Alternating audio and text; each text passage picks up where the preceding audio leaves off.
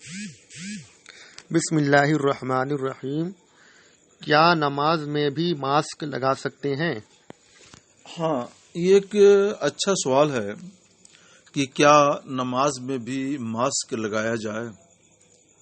تو اس سلسلے میں عرض ہے کہ موجودہ حالات میں عارضی طور پر نماز میں بھی ماسک لگانے کی اجازت ہے۔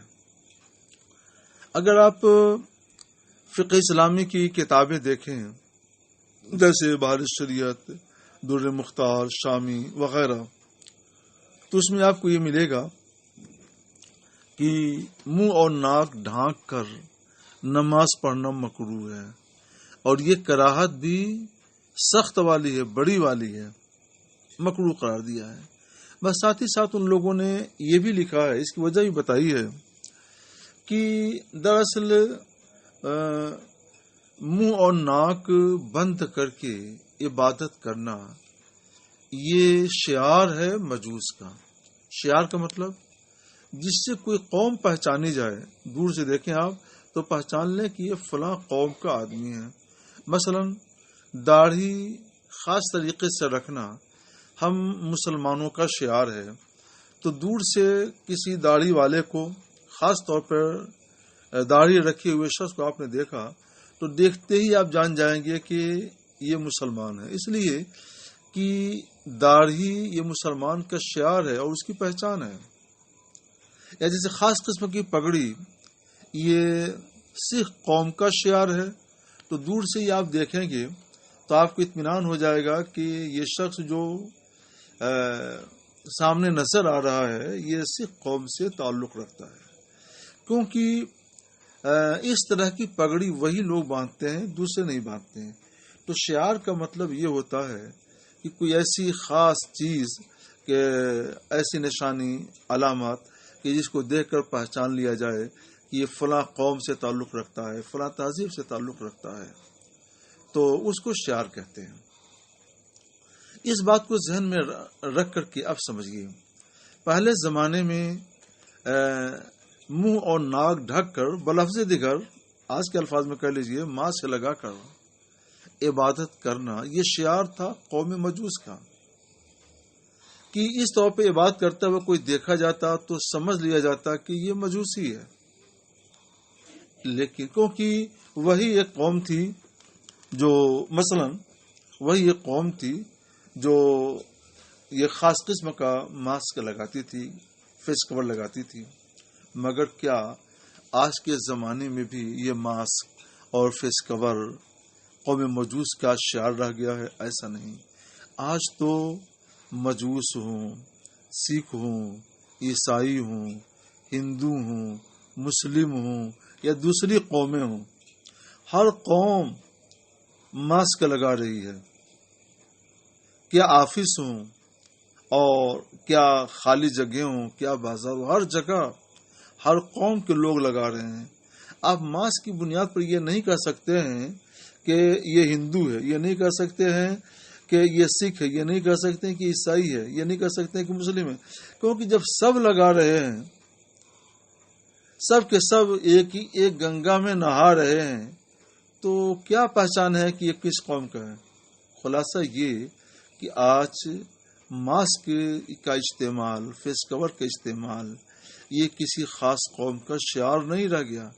شعار تھا اس لیے نماز میں اس کا استعمال مکروہ تھا، آج شعار نہیں رہ گیا تو وہ کراہت کا حکم بھی باقی نہیں رہے گا۔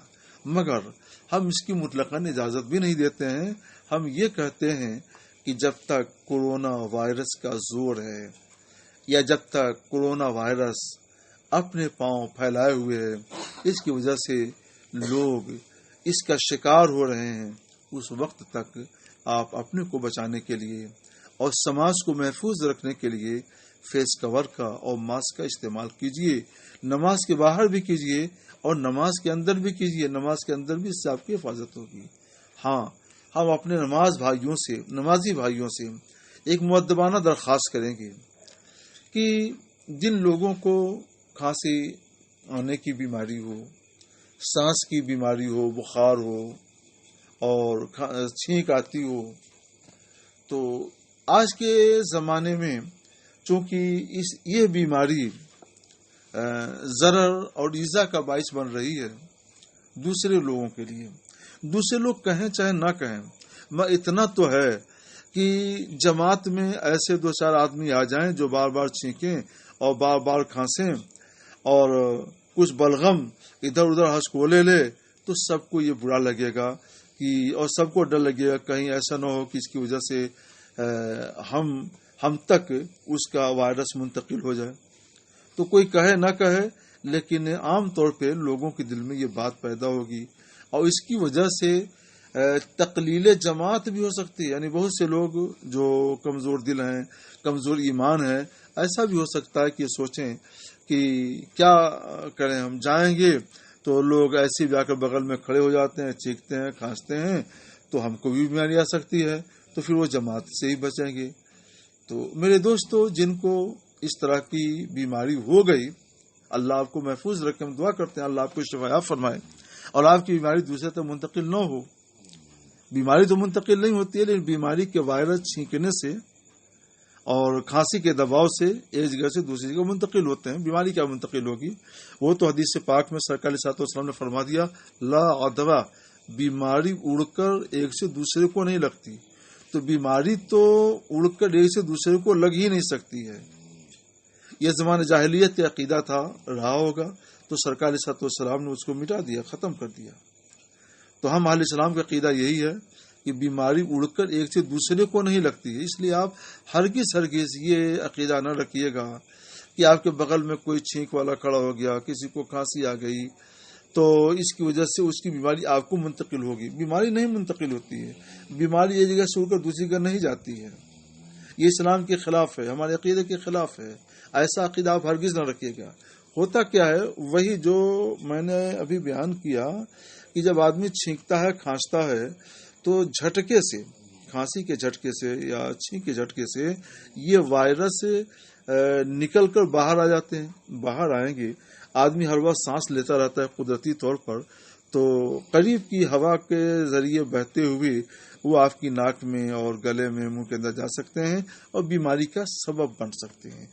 تو بیماری تو منتقل ہی نہیں ہوتی ہے، نہ اصالتاً منتقل ہوتی ہے، نہ سبب کی حیثیت سے منتقل ہوتی ہے، بلکہ ایک ننھی مخلوق جو اللہ کی ہے، جس کا نام کورونا وائرس ہے، یہ کورونا وائرس ہوا کے دباؤ کے ذریعے ایک جگہ سے دوسری جگہ منتقل ہوتا رہتا ہے۔ یعنی یہ کہہ لیجئے کہ ہوا کے دوش پہ سوار ہو کر ہوا جہاں چاہے اس کو لے جاتی ہے۔ تو یہ نہ عدوہ ہے، نہ تعدیہ ہے، نہ یہ انفیکشن ہے۔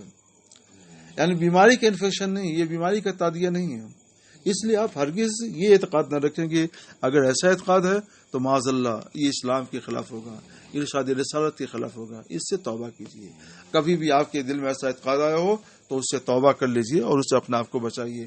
بات بس یہی ہے کہ کھانسی وغیرہ کی وجہ سے جھٹکے آتے ہیں، وائرس ہوا کے دوش پہ سوار ہوتا ہے، ہوا جہاں چاہے اس کو منتقل کر دیتی ہے۔ ہوا چلتی رہتی ہے تو ہوا کے ذریعے وہ بھی ادھر سے ادھر منتقل ہو جاتے ہیں۔